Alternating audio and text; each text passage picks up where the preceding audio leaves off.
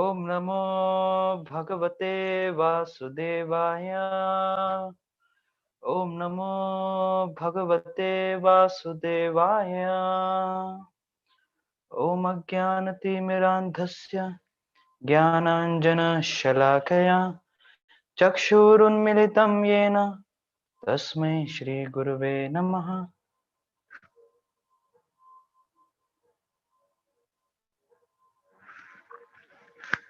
Hare Krishna. So I welcome all of you for our daily Bhagavad Gita discussion. So we are going through a series in which we are trying to understand this divine literature, which is directly coming from the mouth of the Supreme Personality of Godhead, Krishna. So yesterday, as we discussed, हमने कल चर्चा की थी कि भगवत गीता में 5 प्रमुख विषय हैं: ईश्वर, जीव, प्रकृति, काल और कर्म। इनको थोड़ा सा वर्णन करने के बाद, बैकग्राउंड बताने के बाद, फिर हमने देखा था कि प्रथम श्लोक से किस प्रकार से धृतराष्ट्र, जो कि कौरवों के पिता हैं, वह संजय जिनको एक दिव्य दृष्टि प्राप्त थी व्यासदेव की कृपा से कि वह हस्तिनापुर में बैठे बैठे कुरुक्षेत्र भूमि में किस प्रकार से युद्ध हो रहा है उसको वह ठीक ठीक तरह से देख सकते थे। तो धृतराष्ट्र संजय से पूछते हैं कि धर्म क्षेत्र कुरुक्षेत्र सामवेतयुत्सवा मामका पांडवश्चैव किम अकुर्वत संजय। तो हमने कल देखा था कि वह पूछते हैं कि धर्म क्षेत्र कुरुक्षेत्र में सब लोग इकट्ठा हुए हैं, सब लोग इकट्ठा हुए युद्ध करने के लिए, उसमें से मेरे पुत्र और पांडवों ने क्या किया। तो हम देख सकते थे यहाँ पे कि किस प्रकार से पक्षपात धृतराष्ट्र अपने पुत्रों के प्रति कर रहे थे और साथ साथ में पांडवों के पुत्रों के प्रति जो कि उनके खुद के भाई हैं। तो हालांकि पांडव भी उसी परिवार के ही को बिलोंग करते हैं जिस परिवार में कौरव बिलोंग करते हैं, लेकिन एक पक्षपात, एक पार्शियलिटी यहाँ पे धृतराष्ट्र के शब्दों से उद्युत हुई थी। मामका कह के जब संबोधित हुआ था, और जब ये पूछ रहे हैं उन्होंने किम अकुर्वत, उन्होंने क्या किया। तो हालांकि ये सवाल बड़ा ही अजीब सा लग रहा है कि जब युद्ध भूमि में तो युद्ध करने के लिए होंगे, लेकिन हमने कल देखा था कि उनकी इच्छा थी कि उनके पुत्रों को राज्य मिल जाए। उनको थोड़ा सा संशय भी था कि भाई युद्ध क्षेत्र जो है वो धर्म भूमि है, धर्म क्षेत्र है, तो कहीं एक संशय हो रहा था कि मेरे बच्चों को भी जीत प्राप्त हो पाएगी कि नहीं हो पाएगी। और तीसरा, उनको थोड़ा सा भय भी था कि धर्म क्षेत्र पे गए हैं, कहीं मेरे बच्चे समझौता ना कर लें और सारा राज्य पांडवों को थमा दें।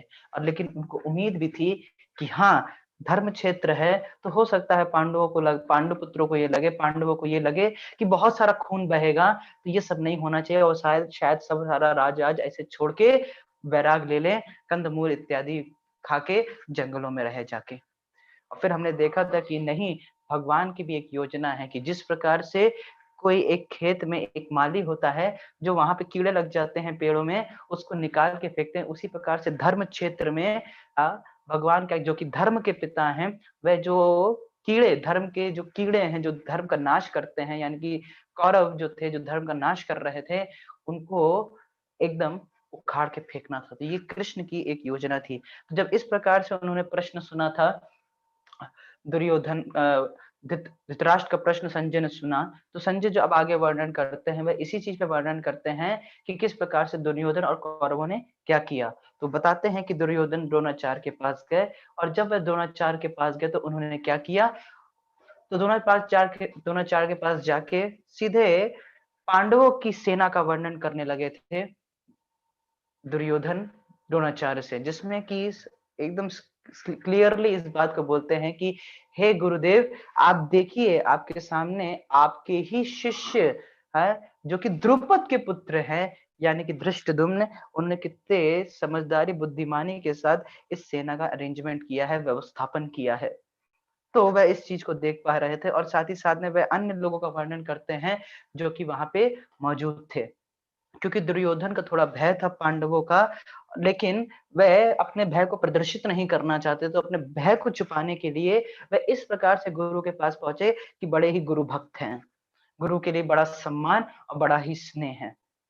और यहाँ पे वह एक चीज को और इंगित करना चाहते, दुर्योधन एक चीज को और बताना चाहते थे कि आप देखो कि जिन शिष्यों को आपने ट्रेन किया वो आज आपके सामने खड़े हैं आपसे ही लड़ने के लिए, तो आपको उनको बख्शना नहीं चाहिए। और आप खुद सोचो, आपने कितनी बड़ी गलती की। आपको पता था कि द्रोणाचार्य जो द्रुपद का पुत्र है यानी कि धृष्टद्युम्न, ये आपकी मृत्यु का ही कारण बनेगा, फिर भी आपने उसको ट्रेनिंग दी और वो आज आपके सामने खड़ा है आपकी ट्रेनिंग प्राप्त करके। तो आपका एक कर्तव्य बनता है कि आप क्या करो, आप उसको बिल्कुल भी लीनिएंट ना हो और पूरी शक्ति के साथ आप लड़ाई करो। ये हमने देखा था। फिर उसके बाद क्योंकि दुर्योधन को एक संशय हो रहा था कि इतना मैंने ज़्यादा गुणगान कर दिया है पांडवों की तरफ का, तो कहीं ऐसा ना हो जाए कि ये लोग निरुत्साहित हो जाएँ। तो इसलिए फिर बताते हैं, फिर अपनी सेना का वर्णन करते हैं कि हमारी सेना भी कुछ कम नहीं, क्योंकि हमारी सेना में आप हैं, भीष्म पितामह हैं, कर्ण हैं, विकर्ण इत्यादि, इन सब के वह नाम लेते हैं। और फिर अंतोगत्वा जो हमने आखिरी श्लोकों में देखा था कि वह तुलना करते हैं। तुलना किस प्रकार से कर रहे हैं? तुलना इस प्रकार से करते हैं कि एक तरफ हमारी सेना है जिसमें भीष्म पितामह जैसे असीमित शक्तियों वाले उपस्थित एक योद्धा हैं, और दूसरी तरफ भीम है, दूसरी सेना में भीम है जिनकी शक्तियां बड़ी ही सीमित है। तो इस प्रकार की तुलना करते हैं और ये कहते हैं कि हमारी सेना में जो लोग हैं वो हम मेरे लिए अपनी जान तक दे सकते हैं। एक तरह से उन्होंने वर्णन कर दिया कि जो भी अधर्म का, जो भी मेरे जैसे पापी का सहारा लेगा, मेरा साथ देगा, पापी जैसे पापी का साथ देगा, उसकी मृत्यु निश्चित है। और साथ ही साथ में अपनी सेना को भी, अब भीष्म पितामह का इनका गुणगान कर दिया था, तो हो सकता था उनकी सेना को ये लगे भैया हमारी तो कोई वैल्यू ही नहीं है।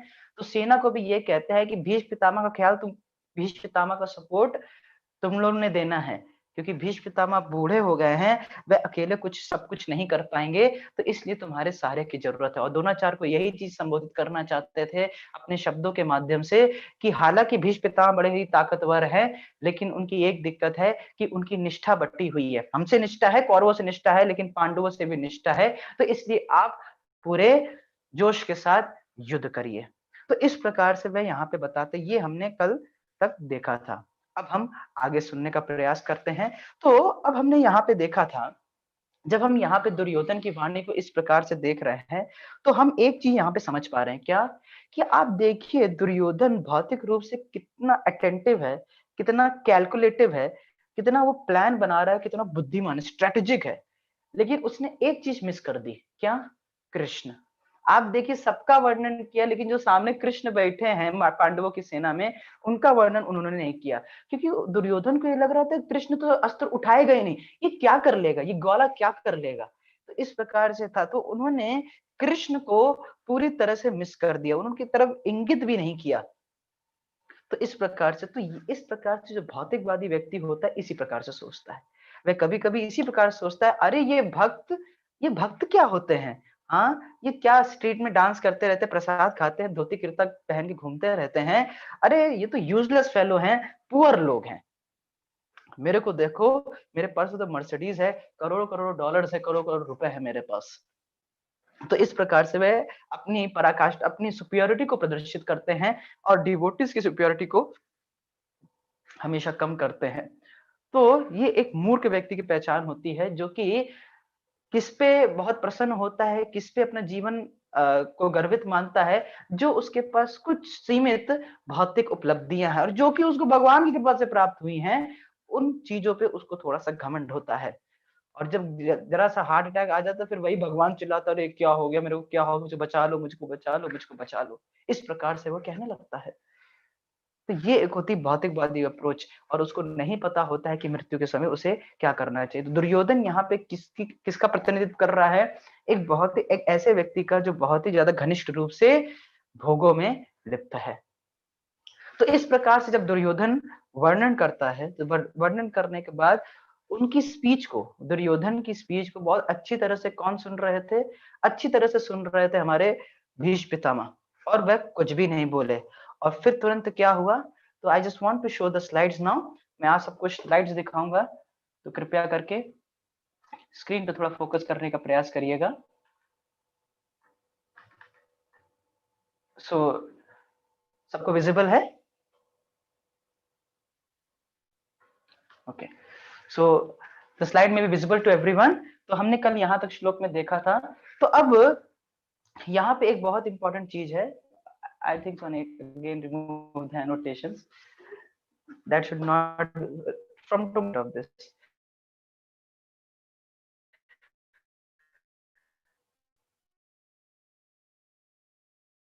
As we have seen, जब होते हैं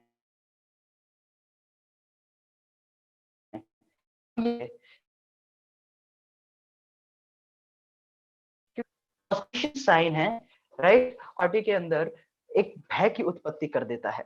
तो यहाँ पे भीष्म पितामह, तो जो हमने तीसरा लेसन देखा था कि where there is Krishna there is always victory, हमने 2 लेसन देख लिए। अब तीसरा लेसन क्या है कि where there is Krishna there is always victory. जैसे कल हमने अंत में एकदम लास्ट में क्लास की एक बात बताई थी कि where there is Krishna there is always victory, और ये कोई मेरी बात नहीं है, ये खुद यहाँ पे इसी गीता के 18वें अध्याय के 78वें श्लोक में 18.78 बताते हैं, यत योगेश्वरो कृष्णो यत पार्थो धनुर्धरा तथा श्री विजय भूति ध्रुवो नितिर्मतिर्ममः। वो सीधे सीधे इस बात को बोलते हैं कि जहाँ पे योगेश्वर कृष्ण है, यहाँ पे धनुर्धर अर्जुन है, वहां पे 4 चीजें होती हैं। पहले तो धन यानी कि श्री यानी ऐश्वर्य, विजय हमेशा जीत होती है, भूतिर यानी कि अलौकिक शक्तियां, और नीतिर वहां पे मॉरल्स होते हैं, वैल्यूज होती हैं, निश्चित रूप से रहती हैं, उनका मत है। तो उसी प्रकार से जहां पे तो भीष्म देव करते हैं, भीष्म अपना कॉन्शियल ब्लो करते हैं, तो दुर्योधन को सुख प्रदान कर सके इसलिए वे क्या करते हैं, कॉन्शियल ब्लो करते हैं। और जब जब वे अपना शंख बजाते हैं भीष्म पितामह, तो बहुत ही ज्यादा रोरिंग, एकदम शेर की जितनी दहाड़ती वाली आवाज, तस्य संजान हर्षम कुरु वृद्ध पितामह सिंहानादम, सिंहानादम करके शब्द आता है कि कुरु, यहाँ पे जो पितामह जो शंख बजाते हैं, एकदम सिंहा का नाद, बहुत तेज से आवाज आती है, सब लोग लगभग लगभग हिल जाए, आसमान पूरी तरह से थर्रा जाता है, कांपने लगते हैं वहां के लोग जब भीष्म पितामह अपना शंख ब्लो करते हैं, शंख अपना बजाते हैं। साथ ही साथ में वहां पे बिगुल्स, ड्रम्स, कॉन्शेल्स, ट्रम्पेट्स, हॉर्न, सबकी आवाज आ रही थी, और ये सब मिलके बड़े ही भयावह आवाज बता रहे थे। तो ये युद्ध की शुरुआत हुई है, युद्ध का ऐलान हुआ है, उस वह चीज यहाँ पे शंख के द्वारा प्रदर्शित हो जाती है। अच्छा, यहाँ पे एक और कमेंट्री के द्वारा पता चलता है, वो ये कि भीष्म पितामह यहाँ पे एक सूक्ष्म प्रेडिक्शन यानी कि भविष्यवाणी कर रहे हैं, और वो सूक्ष्म भविष्यवाणी क्या है कि वह दुर्योधन को यह बताना चाहता है कि दुर्योधन, तुम बिल्कुल भी दिमाग में संशय मत रखो, जीत पांडवों की होनी है, क्योंकि स्वयं पूर्ण पुरुषोत्तम भगवान श्री कृष्ण पांडवों की तरफ हैं।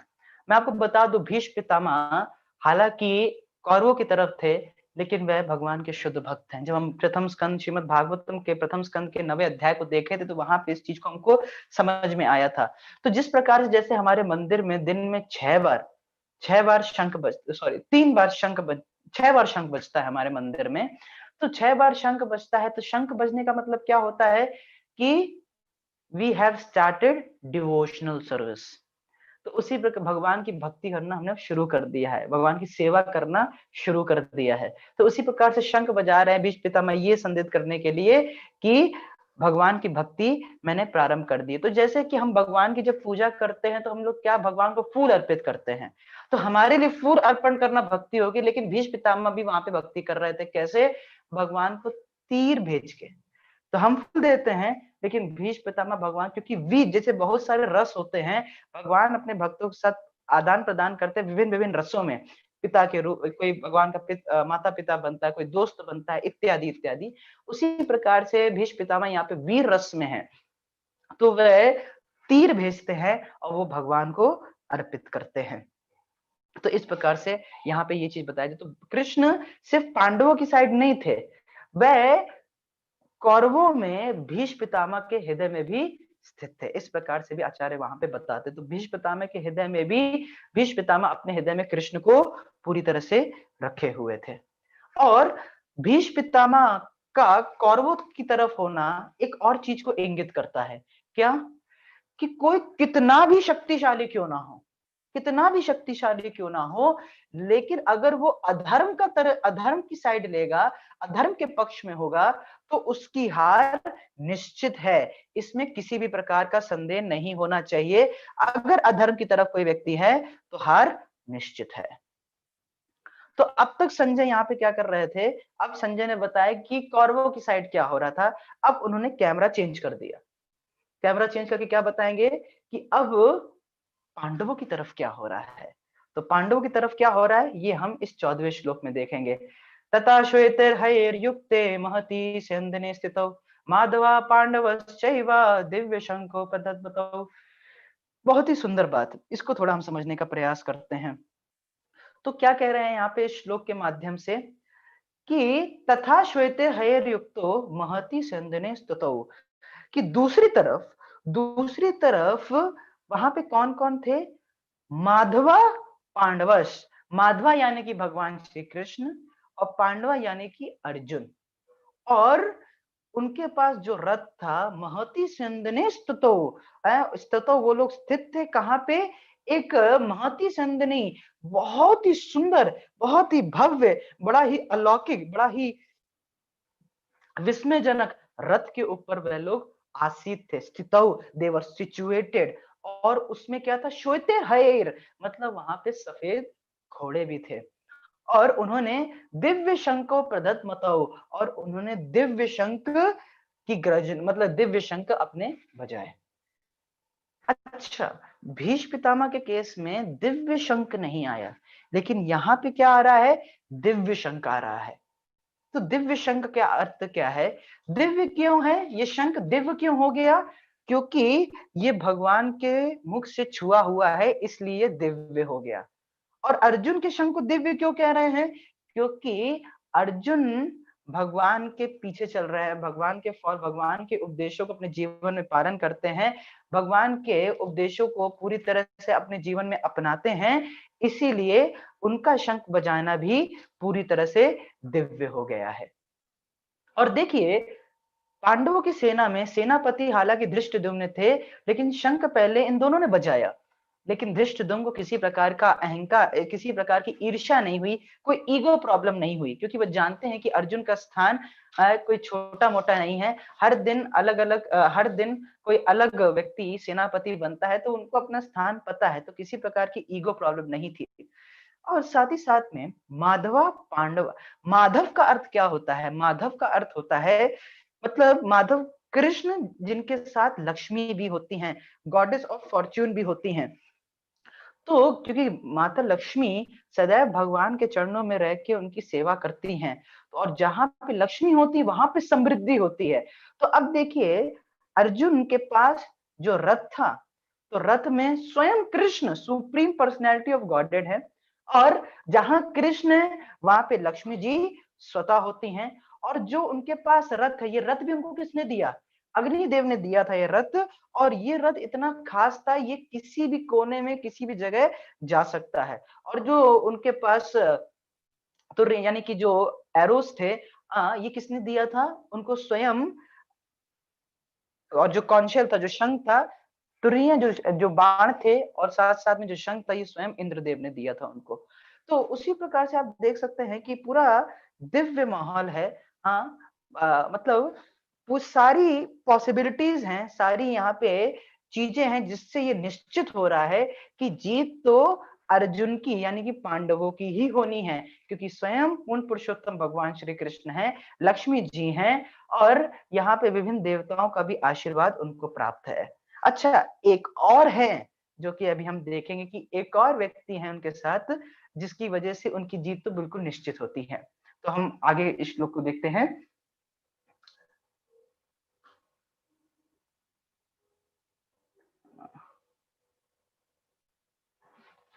ओके, तो अब यहाँ पे वर्णन हो रहा है कि कौन कौन से कौशल यहाँ पे बजाए गए थे।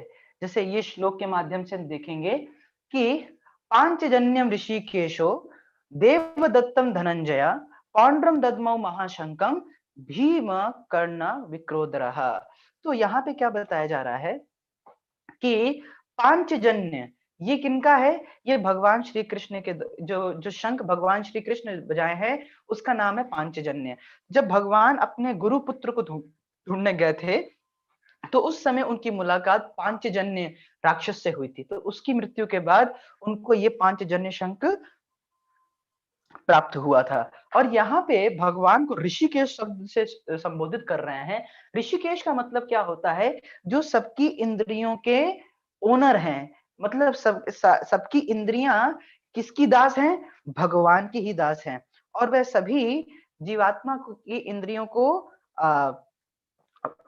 डायरेक्ट करते हैं। और हमारा भी कर्तव्य यही है कि हम अपनी इंद्रियों को पूरी तरह से समर्पित कर दें भगवान की सेवा में। कैसे, कल मैं एक प्रश्न देख रहा था कि प्रेम का मतलब क्या होता है, व्हाट डज प्रेम मीन्स। प्रेम का मतलब होता है आत्म इंद्रिय प्रीति वांछा तारी बोले काम, कृष्ण इंद्रिय प्रीति वांछा धरे प्रेम नाम। जब हम अपनी इंद्रियों की तुष्टि करते हैं तो that is known as lust, उसे काम कहा जाता है। कि where the center of everything is me, I and the people connected with me. I should be the enjoyer, I should be the controller, and my false ego should be satisfied. So that is काम, that is lust. लेकिन कृष्ण इंद्रिय प्रीति वांछा धरे प्रेम नाम। लेकिन जब हम भगवान की इंद्रियों को संतुष्ट करने का प्रयास करते हैं तो that is called love. So what does love means? when we try to serve Krishna with our senses. Right now you are hearing about Krishna, you are hearing the words spoken by Krishna through this scripture Bhagavad Gita. So you are engaging your ears, and this is your love towards God. And when we show our love towards God, definitely, although Krishna loves us so much, but when we give us some time for Krishna, his love increases more and more for us. तो यहाँ पे एक बहुत ही महत्वपूर्ण बात है कि अपनी इंद्रियों को भगवान की सेवा में लगाना। तो यहाँ पे अर्जुन की इंद्रियों को भगवान यहाँ पे नियंत्रित कर रहे थे। फिर देवदत्तम धनंजया, तो और अर्जुन का कौन सा शंख था? तो देवदत्त। और अर्जुन किस नाम संबोधित कर रहे? धनंजय। धनंजय का मतलब धनंजय है, जो कि धन पे जय प्राप्त किया है। जब युधिष्ठिर महाराज को विभिन्न प्रकार के यज्ञ करने होते थे तो अर्जुन स्वतः जाते थे और सारा धन इकट्ठा विभिन्न विभिन्न राज्यों से करके लेके आते थे, इसलिए उनका नाम यहाँ पे धनंजय पड़ रहा है। धनंजय का एक और अर्थ होता है कि जिसने भगवान श्री कृष्ण को स्मरण करने का जो धन है उसको जीत लिया हो, उसको धनंजय कहते हैं। मतलब वह निरंतर भगवान को ही स्मरण करते रहते थे, इसीलिए उनका नाम धनंजय पड़ा। फिर कहते हैं भीम विक्रोधर पौंड्र। तो भीम का जो शंख था वो है पौंड्र, और यहाँ पे विक्रोधर के नाम संबोधित किया गया। विक्रोधर का मतलब क्या होता है? भीम जो थे वो खूब खाते थे और खूब काम करते थे, बड़े ही हरकुलन मैस्कुलिन टास्क करते थे, और हिडन जैसे राक्षस को भी उन्होंने मार डाला था। तो इस प्रकार से ऐसे ऐसे चीजों का वह इस्तेमाल यहाँ पे करते हैं, जो कि यहाँ पे बताया गया है। तो वास्तव में ये समझ में आता है, तो जैसे हम यहाँ पे भगवान का नाम ऋषिकेश देख रहे हैं, तो भगवान के विभिन्न नाम किस आधार पर रखे जाते हैं? भगवान के विभिन्न लीलाओं के आधार पर। भगवान जो विभिन्न विभिन्न प्रकार की लीलाएं करते हैं उनके आधार पे, उस आधार पे भगवान का नाम रखा जाता है। तो ये एक बहुत ही ज्यादा महत्वपूर्ण बात यहाँ पे बताई गई है। साथ ही साथ में एक और इम्पोर्टेंट लेसन है यहाँ पे, जैसे अभी हम आगे देखेंगे। ओके, बिफोर मूविंग देयर, मैं आपको एक और चीज बताना चाहता हूँ कि धृतराष्ट्र, जब अक्रूर जी धृतराष्ट्र के पास जाते हैं, जब अक्रूर जी धृतराष्ट्र के पास जाते हैं तो उसको थोड़ा समझाने का प्रयास करते हैं। हाँ, ये हम दशम स्कंद में देखते हैं भागवत के। जब अक्रूर जी धृतराष्ट्र के पास जाते हैं तो वह कहते हैं कि तुम क्यों अपने बच्चों के लिए, बच्चों के प्रति इतना पक्षपात कर रहे हो? एक राजा जो होता है, जो एक राजा होता है, वह क्या करता है? वह कभी भी, वह तो पहले अपनी प्रजा के खिलाफ कोई पक्षपात नहीं करता। और तुम क्या कर रहे हो? तुम अपने ही भाई के पुत्रों के प्रति पक्षपात कर रहे हो, मतलब उनसे घृणा कर रहे हो और खुद के पुत्रों से इतना प्रेम कर रहे हो। तुम अगर अपने पुत्रों की रक्षा कर रहे हो तो तुमको साथ ही साथ में पांडु के पुत्रों की भी रक्षा करनी चाहिए। तो उनकी सुरक्षा तो तुम कर नहीं रहे हो, साथ ही साथ में तुम उनको मारने का प्रयास कर रहे हो। तुम्हें उनको समान दृष्टि से उनका ख्याल रखना चाहिए। तो धृतराष्ट्र कहता है कि मेरे प्रिय अक्रूर जी, आपने जो उपदेश दिए हैं बड़े ही अच्छे हैं। किस प्रकार से अच्छे हैं? जिस प्रकार से जो आसमान में बिजली गरजती है और पूरा आसमान चमक जाता है, तो उस प्रकार से आपके जो उपदेश हैं बिल्कुल क्लियर हैं। लेकिन एक बात बताइए क्रूर जी, आसमान में बिजली कितनी देर तक टिकती है? कितनी देर तक टिकती है आसमान में बिजली? हाँ, बादलों के पास जो बिजली होती है वो कितनी देर तक रहती है? आती है तुरंत चली जाती है, तुरंत अप्रकट हो जाती है, ज्यादा देर तक नहीं रहती। तो उसी प्रकार से बिल्कुल सही बात है। आपके उपदेश, आपकी शक्तिशाली सलाह वह उस बिजली के समान है, लेकिन मेरा हृदय उस बादल के समान है जिसमें वो सलाह ज्यादा देर तक नहीं टिक पाती। मैं बिल्कुल सराहना कर रहा हूं आप जो कह रहे हैं। हाँ, लेकिन मेरी एक कमजोरी है, और वो क्या है कि मैं वो नहीं कर सकता जो आप कह रहे हैं। क्यों नहीं कर सकता? क्योंकि मैं बहुत ज्यादा आसक्त हूं अपने बच्चों से, क्योंकि मेरे बहुत ज्यादा आसक्ति है मेरे बच्चों से, इसलिए आप जो मुझसे कह रहे हैं मैं नहीं कर सकता। और मैं वही स्नेह प्रेम जो अपने बच्चों को करता हूँ वो मैं पांडु पुत्रों के प्रति नहीं कर सकता। और फिर बड़ी अजीब बात बोलते हैं दुर्योधन, सॉरी धृतराष्ट्र। क्या कहते हैं धृतराष्ट्र? कहते हैं कि चीजें तो जो हैं वो पहले से ही निश्चित हैं। हाँ, वो भाग्य के द्वारा पहले से ही निश्चित है। मैं तो बहुत थोड़ा सा ही कर पा सकता हूँ, ये सब भाग्य द्वारा पहले ही निश्चित है। हाँ, मैं कुछ भी नहीं कर सकता स्थिति को सुधारने के लिए, क्योंकि भाग्य के द्वारा पहले ही निश्चित हो चुका है। तो जो भी हो रहा है ये भगवान की इच्छा से हो रहा है। बहुत बार हम भी इस चीज को कहते रहते हैं कि ये सब भाग्य की वजह से हो रहा है, ये सब डेस्टिनी है। लेकिन अब हम इसको समझने का प्रयास करते हैं, राइट? कि देखिए, डेस्टिनी आपका डिसीजन नहीं होता। डेस्टिनी क्या होती है? डेस्टिनी वो होता है जो आपके डिसीजन लेने के बाद आपको मिलता है। समझ में आ रही है ये बात? Destiny is not your decision, destiny it is the result of your decision. ये रिजल्ट है आपके डिसीजन का। जैसे कि इसको समझिए, जैसे मेरे पास ऑप्शन ए है, ऑप्शन बी है।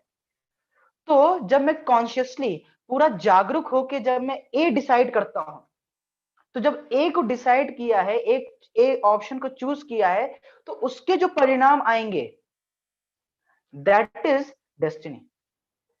मेरे कॉन्शियस डिसीजन की वजह से जो परिणाम आएंगे दैट इज डेस्टिनी। मेरा चूज करना A option that is not destiny, right? वो डेस्टिनी नहीं है, that is our free will. अगर हमारा चूज करना भी डेस्टिनी हो गया तो फ्री विल कहां हो गया? हमारी अल्प स्वाधीनता कहां हो गई? तो जब हम अपनी फ्री विल का, हमारी अल्प स्वाधीनता का सही प्रयोग करते हैं, गलत उपयोग करते हैं, यही हमारा भाग्य बनाता है। किस प्रकार से हम अपनी डेस्टिनी, हम अपने फ्री विल का, हम सबको अल्प स्वाधीनता प्राप्त है, मतलब हम थोड़ी मात्रा में इच्छा कर सकते हैं, फ्री विल जिसको हम कहते हैं। तो हम जो इच्छा करते हैं फिर उसके हिसाब से जो डिसीजन लेते हैं, उसके आधार पे हमारी डेस्टिनी डिसाइड होती है। तो ये आपके एक्शंस डेस्टिनी नहीं है, आपके रिएक्शंस, मतलब जो आप कॉन्शियसली एक्शन लेते हैं उसके जो रिएक्शन मिलते हैं दैट इज डेस्टिनी, वह डेस्टिनी होती है।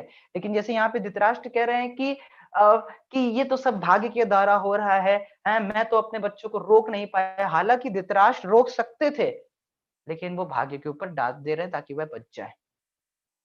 तो चॉइस डेस्टिनी नहीं है, जो चॉइस करते हैं उसके बाद जो परिणाम मिलता है वह डेस्टिनी होता है। जैसे एक उदाहरण समझ सकते हैं, कोई व्यक्ति जाके टॉप फ्लोर पे, मान लीजिए बिल्डिंग की टॉप फ्लोर पे जाके खड़ा हो गया, वो जाके कूदना चाहता है। हाँ, तो जो उसने चूज किया है कि मैं छत पे जाके कूदूंगा जाके, ये डेस्टिनी नहीं है, ये उसकी फ्री विल है। अब वो जब वो कूदा है, हाँ, तो उसका क्या हाथ टूटेगा, पैर टूटेगा, क्या होगा, वो उसकी डेस्टिनी है। कितना क्या होगा, मरेगा, कुछ भी, that is his destiny, right? और उसमें भी अगर वो कूद रहा है तो बीच में कृष्ण को स्मरण करता है, that is also depends on his free will. तो हर पल हम अपना फ्री विल का इस्तेमाल कर सकते हैं। So this point has to be very nicely understood. तो दुर्योधन, धृतराष्ट्र कभी भी अपने बच्चों को कंट्रोल नहीं किया, कभी उन अपने बच्चों को गलत करने से रोका नहीं, बल्कि और प्रोत्साहन दिया, ही एनकरेज्ड हिम। तो अगर पिता, कोई पिता है अपने बच्चों को गलत करने से नहीं रोकता है, तब उसको भी जो उसके बच्चे के पाप करने के जो अपराध उसको उस पाप करने के जो फल उसको प्राप्त होंगे बच्चे को, वो पिता को भी जीवन में लेने पड़ते हैं। ये शास्त्र कहते हैं इस बात को। उसको भी लेने पड़ेंगे इस बात को। तो यहाँ पे इसी बात को, ये बहुत ही इंपॉर्टेंट सिद्धांत यहाँ पे बताया गया कि किस प्रकार से धृतराष्ट्र की गलती की वजह से यहाँ पे ये सारी चीजें हो रही थी। सो इसके बाद यहाँ बताया जाता है कि सदघोष। तो यहाँ पे अब इस प्रकार से जब शंख बजाए गए तो सघोषो धातराष्ट्राना नाम हृदयानि व्यधारत नाभश्च पितृन चैव तुमलो अभयानु नादयन। कि जब पांडव लोगों ने इस प्रकार से अपने शंख बजाए तो जो गर्जना हुई उससे कौरवों का हृदय जो था पूरी तरह से थर्रा गया। कौरवों का हृदय पूरी तरह से शैटर हो गया। हाँ, सारे आसमान में सब तरफ सब जगह सब हिलने लगा, आसमान हिलने लगा और वो आवाज चारों तरफ फैलने लगी। और साथ ही साथ में यहाँ पे एक और चीज प्रूव हो गई कि पांडवों का कृष्ण में बड़ा ही कॉन्फिडेंस था, बहुत ज्यादा विश्वास था। हालांकि भीष्म पितामह का जो शंख था उसकी ध्वनि बहुत तेज थी है, लेकिन दुर्योधन ने या अन्य जो शंख बजाए कौरवों की तरफ से, किसी भी पांडव का हृदय बिल्कुल नहीं थर्राया, क्योंकि जिसने भगवान की शरण ले ली है उसको कभी भी किसी प्रकार से भय नहीं हो सकता, चाहे वो बीच में कितने भी बड़े कष्ट से क्यों ना गुजर रहा हो। भयम तु द्वितीय अभिनिवेशिता स्यात्। हमें जीवन में भय क्यों होता है? क्यों होता है भय? आज मैं आपको उसका कारण बताता हूं। तो भयम अभिनिवेश द्वितीय स्यात्। जब हमारा अभिनिवेश, हमारा अब्सॉर्प्शन भगवान के अलावा किसी और चीज में होता है, that is the cause of a fear. But ones who has taken shelter of God, fearlessness is a by product. जब आप भगवान की शरण ले लेते हैं तो फियरलेसनेस स्वाभाविक हो जाता है। That is the by product. और जिस प्रकार से यहाँ पे हम देखते हैं भगवत गीता की फोटो में, आप भगवत गीता में भी देख सकते हैं कि अर्जुन ने भगवान श्री कृष्ण को क्या दे दिया था? अपने रथ का रोप दे दिया था।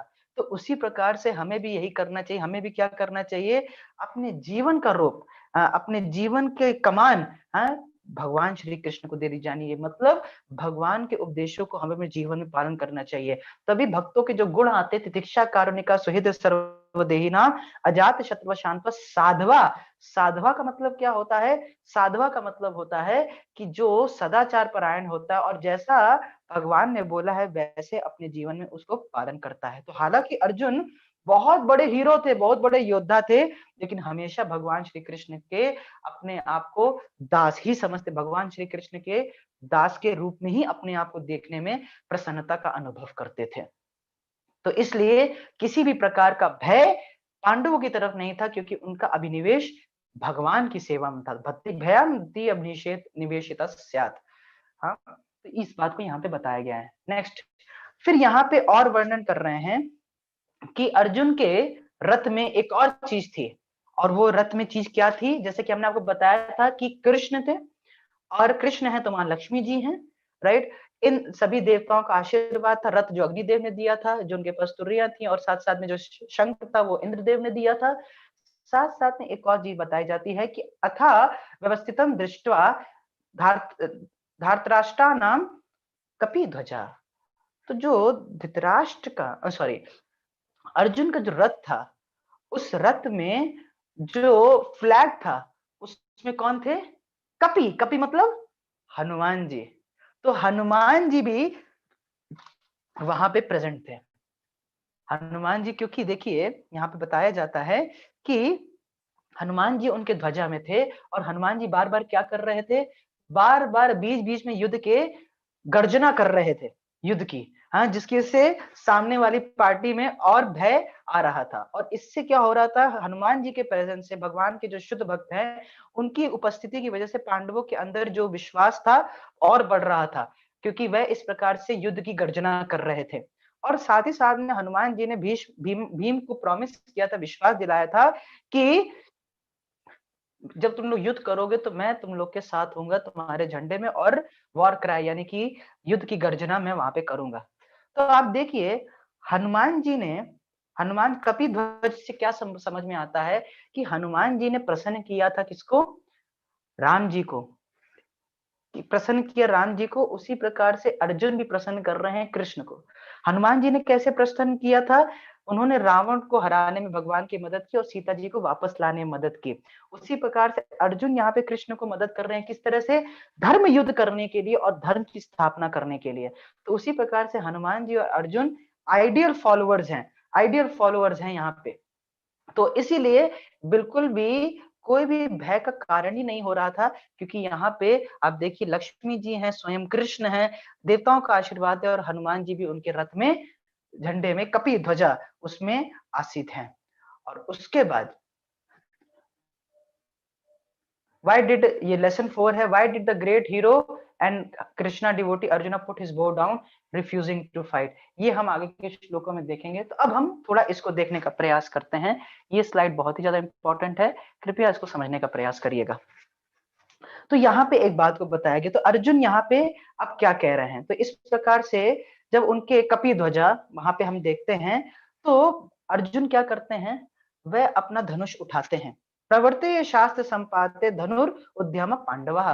तो अर्जुन ने क्या किया, अपना धनुष उठाया और धनुष उठा के वह शूट करने जा ही रहे थे, शूट करने की पूरी तरह से तैयार थे। उन्होंने धृतराष्ट्र की आर्मी को देखा, कौरवों की पूरी आर्मी को देखा, और पूरी आर्मी को देखने के बाद उन्होंने अपना धनुष उठाया और वो बस वो बाण छोड़ने जा ही रहे थे। ऋषिकेश तदा वाक्य इदम आहा महीपते। उस समय देखते, ये क्षेत्र को देखते समय, उनके पार्टी धृतराष्ट्र की सेना को देखते समय, और फिर उसके बाद धनुष बाण को तैयार थे शूट करने के लिए, चलाने के लिए तैयार थे। उसी समय अर्जुन ने कृष्ण से कुछ बोला। क्या बोला, तो अर्जुन उवाचा सेनयोर उभयोर मध्ये रथम स्थाप्य मेच्युतः यावद एता निरीक्षे अहम युद्धु कामान अवस्थितान कैर्मया सह योद्धयम अस्मिन रण समुद्यमे। बहुत ही सुंदर, ये बहुत ही इंपॉर्टेंट चीज है यहाँ पे देखना। क्या बता रहे हैं यहाँ पे, तो अर्जुन यहाँ पे कह रहे हैं हे अच्युत। अच्युत मतलब जो कि कभी अपने स्थान से गिरते नहीं है, भगवान को यहाँ पे अच्युत कहकर संबोधित किया जा रहा है। तो Arjuna said to O infallible one, यहाँ पे जैसे हम देख रहे हैं, मतलब यहाँ पे किसकी बात की जा रही है, यहाँ पे भगवान की बात कर रहे हैं। तो क्या कह रहे हैं, सेने और उभयोर मध्य, कृपया करके मेरे रथ को क्या ले जाइए, दोनों पार्टियों के, दोनों सेनाओं के बीच में ले जाइए, सेने और मध्य। और क्यों क्यों ले जाइए, निरीक्षा हम, क्योंकि मैं देखना चाहता हूं, क्या देखना चाहता हूं, युद्ध कामन अवस्थितम, कौन लोग आए हैं युद्ध करने के लिए, और युद्ध कामन मतलब किनके अंदर बहुत ही तीव्र इच्छा है युद्ध करने की, वो कौन लोग आए हैं, मैं उनको देखना चाहता हूं। मैं देखना चाहता हूं who are desirous to fight, कौन लोग मुझसे लड़ना चाहते हैं, तो वो मैं यहाँ पे देखना चाहता हूं। तो अर्जुन, अब देखिए, क्या अर्जुन को नहीं पता था कौन आए होंगे युद्ध करने के लिए? लेकिन ये सब भगवान के अरेंजमेंट से हो रहा था, राइट, ये सब भगवान के अरेंजमेंट से हो रहा था यहाँ पे। अभी हम उसको समझते हैं कैसे। तो यहाँ पे एक बड़ा ही सुंदर शब्द यहाँ पे आया है, जिसका मतलब है अच्युत। तो अच्युत का मतलब क्या होता है, वह भगवान जो कि क्या करते हैं, अपने भक्तों के स्नेह से, हाँ, भक्तों की सेवा करते हैं, भक्तों को प्रसन्न करते हैं, इस चीज से वे कभी च्युत नहीं होते, मतलब वे कभी हारते नहीं है, वो ये करते ही करते हैं। भगवान अपने भक्तों के लिए कुछ भी कर सकते हैं और भक्तों की सेवा करने से पीछे कभी नहीं हटते हैं। इस बात को यहाँ पे अच्युत शब्द से संबोधित किया गया है। देखिए, भगवान श्री कृष्ण ने कभी ये नहीं कहा कि तुम्हारे, हे पांडव, तुम्हारे जीवन में कभी कोई कष्ट नहीं आया क्योंकि मैं तुम्हारे साथ हूँ। भगवान भक्तों के जीवन में कष्ट आएगा, लेकिन जब भी भक्त उनको याद करेंगे, भगवान उनके समक्ष खड़े होंगे, उनको एडवाइस देने के लिए, उनको गाइड करने के लिए, उनकी मदद करने के लिए, और इससे कभी वो च्युत नहीं होते, कभी वो फॉल डाउन नहीं होते, कभी वो फेल नहीं होते कि वो ऐसा कर नहीं पाए, वह करेंगे ही करेंगे। अब देखिए, जैसे यहाँ पे अर्जुन के रथी बनने, यहाँ पे अर्जुन के रथ को चलाने के लिए पूरी तरह से तैयार थे। और वही श्रीमद् भागवतम में भगवान विष्णु स्वयं दुर्वासा मुनि को ये बात बताते हैं कि साधुवो हृदयम मह्यम, साधु नाम हृदयम तो हम मत अन्य तेना जानती ना हम तेभ्यो मनागपि, कि साधु जो हैं, जो भक्त हैं, वो मेरे हृदय में रहते हैं। मतलब कि अगर कोई साधुओं, कोई भक्तों को कष्ट पहुँचाता है, वास्तव में मेरे को कष्ट पहुँचाता है। साधुवो हृदय मय्यम, साधु नाम हृदयम तो हम, और मैं साधुओं के हृदय में रहता हूँ। मतलब अगर कोई भक्तों को प्रसन्न करता है तो वास्तव में मुझे प्रसन्न करता है। मत अन्यत्ते न जानाति, मैं अपने भक्तों के अलावा कुछ नहीं जानता। जितना मेरे भक्त जानते मैं उतना ही जानता हूँ। ना हम तेव्य मनागपि, और मेरे भक्त जो है वो मेरे अलावा कुछ नहीं जानते। वह जो भी करते हैं वो वास्तव में मेरे ही डायरेक्शन से करते हैं, क्योंकि मैंने उनको कहा है, इसलिए वो ऐसा करते हैं। और एक बड़ा ही सुंदर पास टाइम आता है महाभारत से। एक बार अर्जुन सो रहे थे कैंप में, तो कैंप में जब वह सो रहे थे तो भगवान श्री कृष्ण एकदम से उठ के आते अपने कैंप से, अपने कैंप से उठ के आते हैं। भीम, सब लोग जग जाते हैं, नकुल सहदेव भी जग जाते हैं, और भीम देखने लगते हैं ये कृष्ण कहाँ जा रहे हैं। तो जब वो इस प्रकार से जाने लगते हैं कृष्ण, और कृष्ण जाते जाते कहाँ जाते हैं, तो देखते हैं कि वो अर्जुन के कैंप के अंदर जा रहे हैं। तो भीम को लगता है शायद आज कुछ स्ट्रेटेजी पे डिस्कशन हो रहा है कि कल युद्ध कैसे करेंगे हम लोग, तो कुछ स्ट्रेटेजी डिस्कशन होने वाला है। तो इस प्रकार से वो सोचते हैं कि शायद अभी कुछ स्ट्रेटेजी पे हम लोग डिस्कस करेंगे। लेकिन क्या होता है कि कुछ स्ट्रेटेजी डिस्कस नहीं हो रही होती है। क्या होता है, भगवान अर्जुन के चरणों के पास बैठे होते हैं, क्योंकि अर्जुन सो रहे होते हैं। और वे भगवान क्या करते हैं, वहां पे जाके अर्जुन के शरीर में बहुत सारे घाव होते हैं, तो अपने हाथों को लगाते हैं, और जहां जहां घाव होता है वहां वहां वे छूते हैं। और जैसे वो छूते हैं तुरंत वहां के घाव गायब हो जाते हैं। भीम ये चीज देख के आश्चर्यचकित हो जाते हैं। हैं, क्योंकि अगर आपको भी, अगर किसी के, मान लीजिए किसी के घाव, मेरे मान लीजिए घाव लगा है, कोई भी दवाई लगाऊंगा 3-4 दिन लग जाएंगे उसको सही होने में। लेकिन जैसे ही भगवान छू रहे थे तुरंत घाव गायब हो जा रहे थे। तो भीम कैंप के अंदर घुसते हैं, और वे पूछने लगते, कृष्ण आप यहाँ क्या कर रहे हैं। तो कृष्ण कहते हैं, शांत रहो, तुम अपना कान लाओ। तो भगवान क्या करते हैं, कृष्ण क्या करते हैं, भीम का कान लाते हैं, और कान को, जो अर्जुन के पैरों में बाल थे, अर्जुन के पैरों के बालों के पास भीम के कान ले जाते हैं। और भीम को क्या सुनाई देता है, कृष्णा कृष्णा कृष्णा कृष्णा कृष्णा। इस तरह से लगातार, मतलब अर्जुन के रोम से भी कृष्ण कृष्ण करके आवाजें आ रही थी। और पूरी तरह से भीम जो थे वो विस्मय में थे, ये क्या है। फिर उसके बाद उनके कान को फिर पकड़ के लाए, कहा, अर्जुन के सर के पास, और वहां भी कृष्णा कृष्णा कृष्णा कृष्णा, इस प्रकार से आवाज आ रही है। तो वह खुद बोलते हैं कि जब मेरा भक्त मुझे इतना याद कर रहा है तो मैं सो कैसे सकता हूँ, मैं कैसे चैन ले सकता हूँ। तो इस प्रकार तो भगवान का, आप देखिए हम कितना प्रयास करते हैं कि हमारा जुगाड़ या फिर हमारा कनेक्शन कोई एक बहुत बड़े व्यक्ति से हो जाए, हाँ, ताकि हमको जीवन में कोई समस्या ना हो। तो इससे बड़ा कनेक्शन क्या हो सकता है अगर हम सीधा भगवान के संपर्क में हैं तो। किस प्रकार की फियर, किस प्रकार की इनसिक्योरिटी हो सकती है जीवन में, जब भगवान का आश्रय, अगर हमको भगवान का स्नेह प्रेम अगर हमको प्राप्त है। हमें करना ही क्या है, मन मना भव मत भक्तो मद याजी माम नमस्करो। भगवान को स्मरण, भगवान को अपने चित्त में रखना है, भगवान को प्रणाम करना है, भगवान का भक्त बनना है, मतलब भगवान का नाम जप करना है। हरे कृष्णा कृष्णा कृष्णा हरे हरे, हरे राम राम राम हरे हरे। तो इस प्रकार जब हम करते तो भगवान के भक्त बनते हैं, भगवान को प्रणाम करते हैं, और भगवान को समर्पित होकर अपना जीवन जीते हैं, then that is the biggest force जो पीछे से एक्ट कर रही है। और हमें कभी भी किसी प्रकार का भय नहीं होगा, जैसे कि यहाँ पे किसी को भी किसी प्रकार का भय नहीं था। लेकिन हाँ, जैसे ही अर्जुन, जैसे हम यहाँ पे देख रहे हैं कि अर्जुन, हालांकि इस प्रकार से भगवान के साथ थे, लेकिन अर्जुन को अब भगवान क्या करते हैं,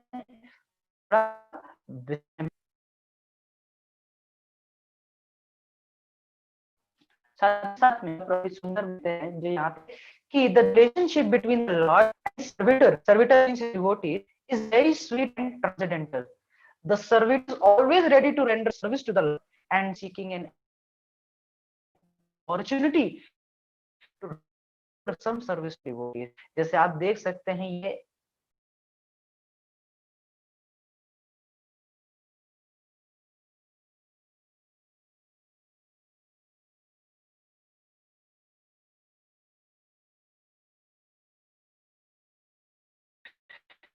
कृष्ण कृष्ण हरे हरे, हरे राम राम हरे हरे। मैं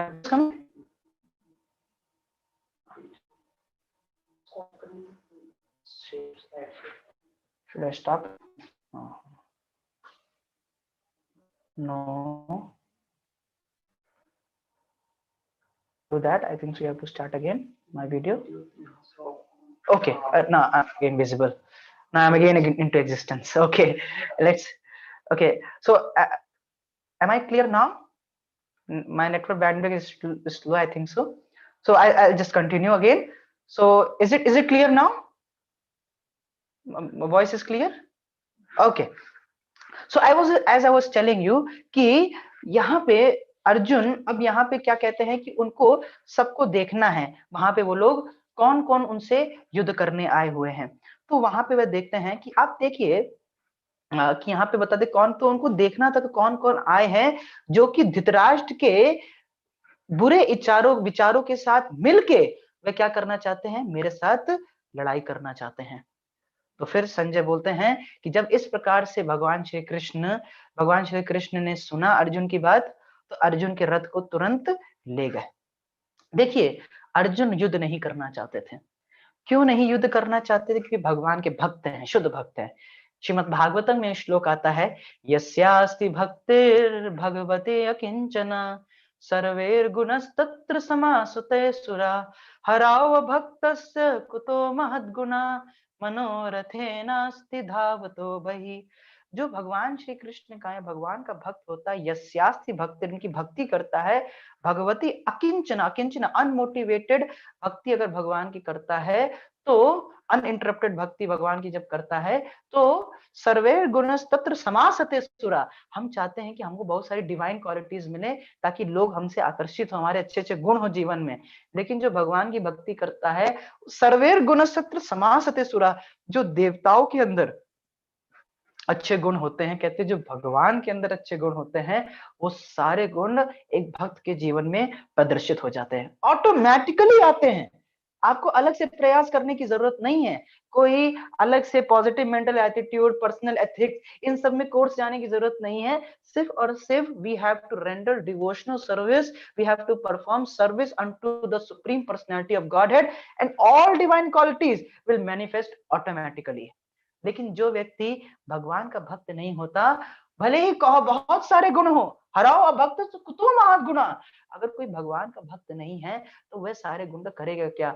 उसी जिस प्रकार से कोई एक स्त्री है, बड़ी ही सुंदर दिख रही है, हाँ, अच्छी तरह से शबाना आजमी का उसका मेकअप हो रखा है, बहुत अच्छा ड्रेस पहना हुआ है, हीरे जेवरात पहनी हुई है, बहुत सुंदर लग रही है, लेकिन मरी हुई है। तो किस प्रकार से कोई आकर्षण हो सकता है उसके प्रति? तो उसी तरह से ये सारे गुण अगर हैं किसी के अंदर और कृष्ण फैक्टर इंक्लूड हो जाता है, तो वह गुण और अच्छे लगते हैं। लेकिन किसी के अंदर सारे गुण हो लेकिन वो भगवान का भक्त ना हो, तो वो गुण भी किसी काम के नहीं है। जैसे एक मरी स्त्री के ऊपर विभिन्न विभिन्न आभूषण, तो इस बात को यहाँ पे बताया जा रहा है। तो वह इस प्रकार से, तो वो देखना, तो वो लड़ाई नहीं करना चाहते थे, लेकिन क्योंकि दुर्योधन हठी था, दुर्योधन मानने को तैयार नहीं था, शांति दूत भी भगवान को बना के भेजा, लेकिन वो तैयार नहीं हुआ। तो अर्जुन वास्तव में देखना, एस्टिमेट लेना चाहते हैं कौन कौन लोग हमसे युद्ध करने आए हैं। तो भगवान क्या करते हैं, अर्जुन का रथ ले जाते हैं, और यहाँ पे एक बड़े ही सुंदर शब्दों से संजय यहाँ पे उनको इंगित करते हैं, एवं उक्तो ऋषिकेशो गुणाकेशो भारतः सेनयोर उभयोर मध्ये स्थापित्वा रथोत्तमम। बताते हैं यहाँ पे अर्जुन को एक नाम से संबोधित किया जा रहा है। भगवान क्या करते हैं, अर्जुन को, अर्जुन के रथ को दोनों आर्मीज के बीच में, दोनों सेनाओं के बीच में ले जाते हैं। किसकी रिक्वेस्ट पे? गुणाकेश। गुणाकेश कौन है? अर्जुन। गुणाकेश का मतलब होता है जिसने नींद को जीत लिया हो। अर्जुन का नाम गुणाकेश क्यों पड़ा? एक बार की बात है, द्रोणाचार्य ने ये बोला था कि कुछ भी हो जाए अर्जुन को कभी अंधेरे मत खाने देना। तो कहते ठीक है, नहीं खाने देंगे, क्या दिक्कत है। लेकिन एक बार रात को, रात के समय, शाम के समय, ये लोग कैंडल जल रही थी और कैंडल दीप जल रहा था, तो उस समय वो लोग खाना खा रहे थे, तो हवा चली। तो जब हवा चली तो क्या हुआ कि वो दीप बुझ गया। अब अर्जुन खाना खा रहे थे, अर्जुन खाना खा रहे थे, तो अर्जुन के दिमाग में एक बात आई कि अगर मैं अंधेरे में खाना खा सकता हूं, तो अंधेरे में युद्ध की प्रैक्टिस क्यों नहीं कर सकता? अंधेरे में मैं लाइक ये सारी शास्त्रों की प्रैक्टिस, शस्त्र की प्रैक्टिस क्यों नहीं कर सकता? तो फिर उस दिन से वह सुबह भी पूरे दिन भी वो अभ्यास करते थे शस्त्रों का, साथ साथ में वह रात में भी करने लगे, और इसीलिए उनका नाम गुड़ाकेश हो गया, क्योंकि वह नींद को भी जीत गए थे। तो इसलिए उनको गुड़ाकेश यहाँ पे संबोधित किया जा रहा है। और साथ ही साथ में गुड़ाकेश का मतलब सिर्फ नींद नहीं होता, साथ साथ में अविद्या, जिसने अविद्या को भी जीत लिया हो, जिसके जीवन में अविद्या ना हो, क्योंकि अविद्या का मतलब क्या है कि अपना भगवान संबंध भूला हुआ है। लेकिन यहाँ पे क्या है, अर्जुन पूरी तरह से उनका अभिनिवेश था भगवान में, भगवान के गुणों में, भगवान के सुंदर रूप में, और वे भगवान के बड़े ही करीबी दोस्त थे। इसलिए यहाँ पे उनको गुड़ाकेश नाम से संबोधित हो रहा है, और वो किसी प्रकार से अविद्या से ग्रसित नहीं थे, क्योंकि वो भगवान में पूरी तरह से अभिनिवेश था। तो अगर हमको अविद्या, मिस आइडेंटिफिकेशन से दूर रहना, तो क्या करना पड़ेगा? We have to be devoted to Krishna, we have to serve Krishna, that is the only way to do that, right. और यहाँ पे भगवान को ऋषिकेश से क्यों संबोधित कर रहे हैं? क्योंकि ऋषिकेश का मतलब यह है कि जो अर्जुन का मन समझ सकते हैं। इन मन को भी एक प्रकार की इंद्रिय कहते हैं। तो जो भगवान अर्जुन की इंद्रियों को समझ सकते, मन को समझ सकते, उनको नियंत्रित कर सकते, इसीलिए यहाँ पे इस बात को कहा जा रहा है। और अर्जुन को यहाँ पे पार्थ, पार्थ शब्द का मतलब क्या होता है? जो पृथा का पुत्र है वो है पार्थ। पृथा यानी कि कुंती महारानी, तो कुंती महारानी का पुत्र, उसको पार्थ कहते हैं। तो अर्जुन अब क्या करते हैं? अर्जुन अब पूरी सेना को देख रहे हैं।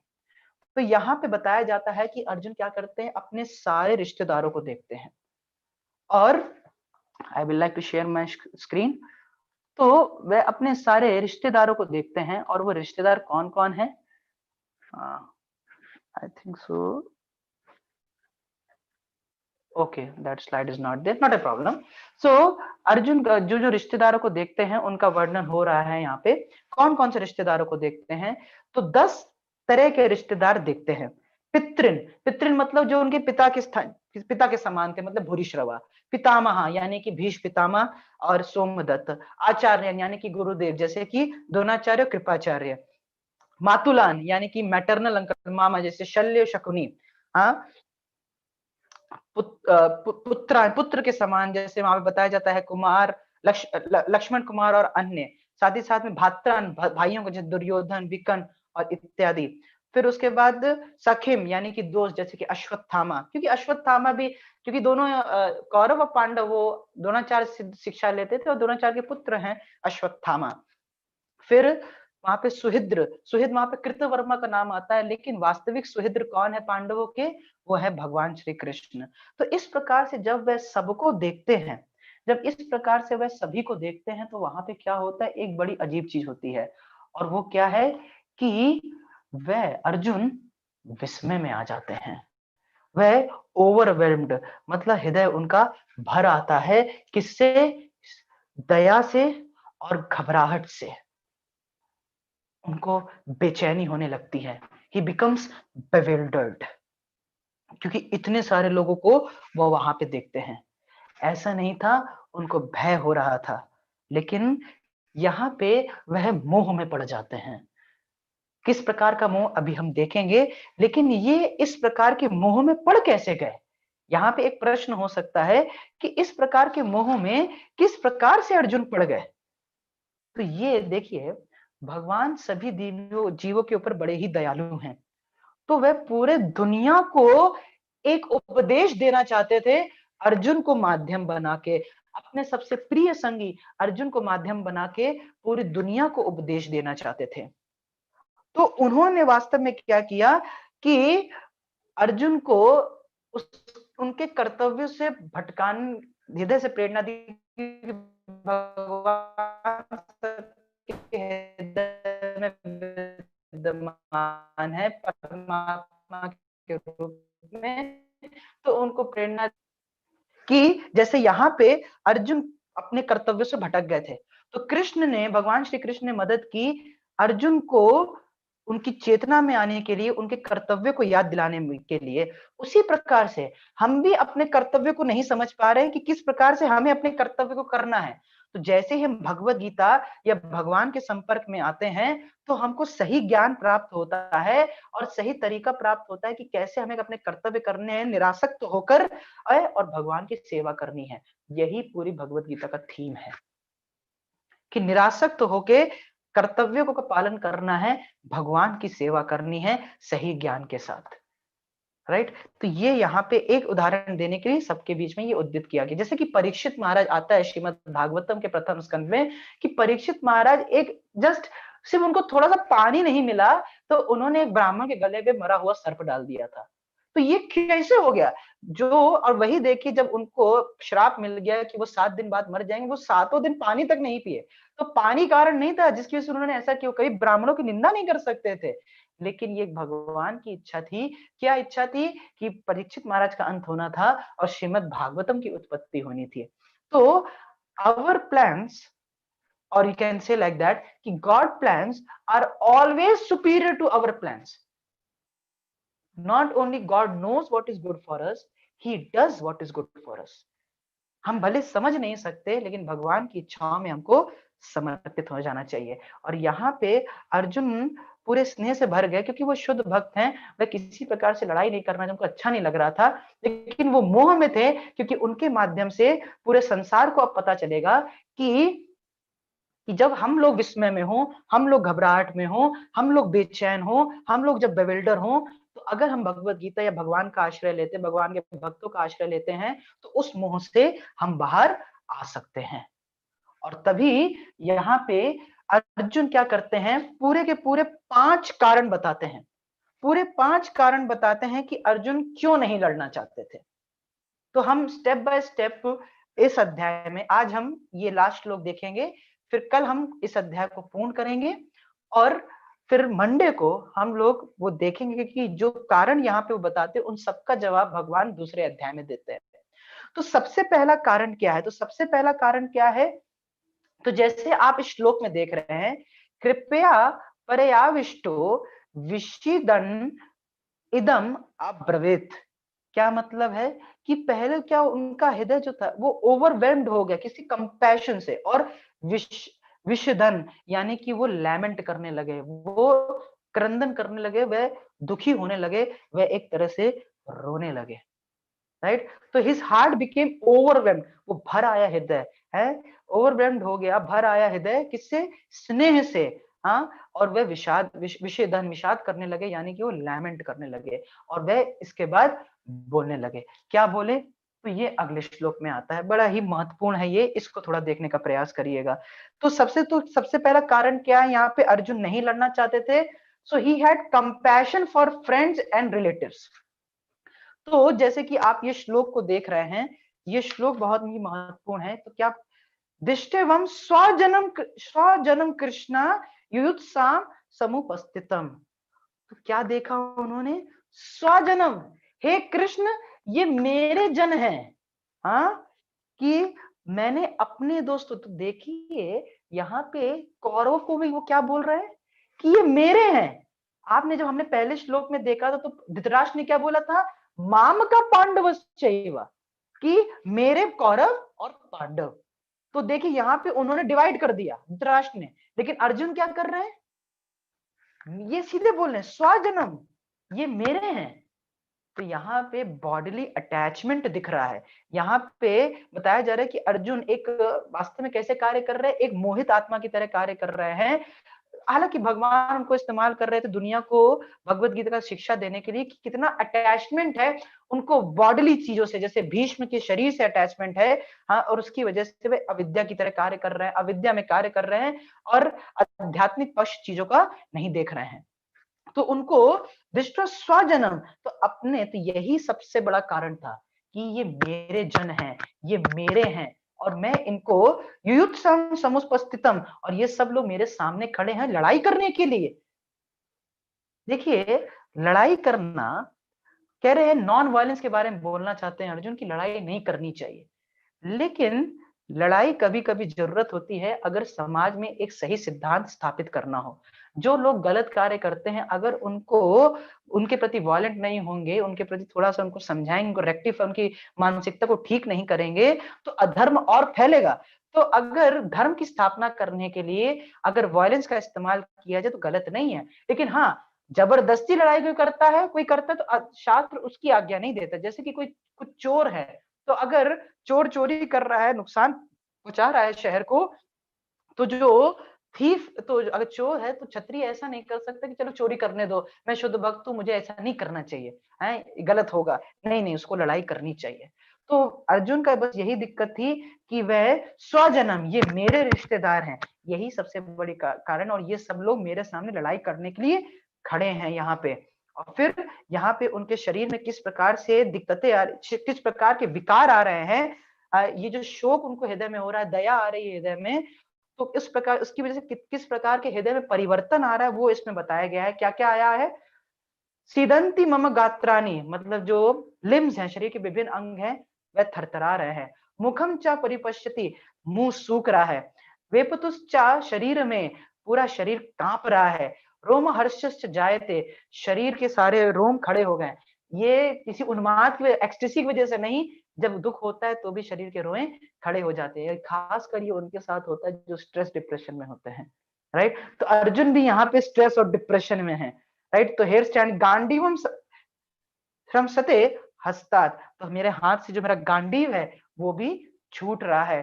तब चैव परिदायते, मेरा शरीर जल रहा है। I am unable to stand, मैं बिल्कुल खड़ा नहीं हो सकता, मैं भूल रहा हूं मैं कौन हूं, और मेरा मन जो है वो इधर उधर घूम रहा है, और मैं सिर्फ अभाग्य के कारण देख रहा हूं, और पुरा क्या कहते हैं, जो रिजल्ट्स हैं वो बिल्कुल विरुद्ध देख रहा हूं। तो कृपया करके, हे केशी, केशी मतलब भगवान को केशी नाम संबोधित कर रहे हैं, क्योंकि भगवान ने केशी नामक राक्षस को अंत किया था। उसी प्रकार से जो मेरे हृदय में जो अभद्र यज्ञ हैं, ऐसे जो राक्षस यज्ञ हैं, इनका आप नाश करिए।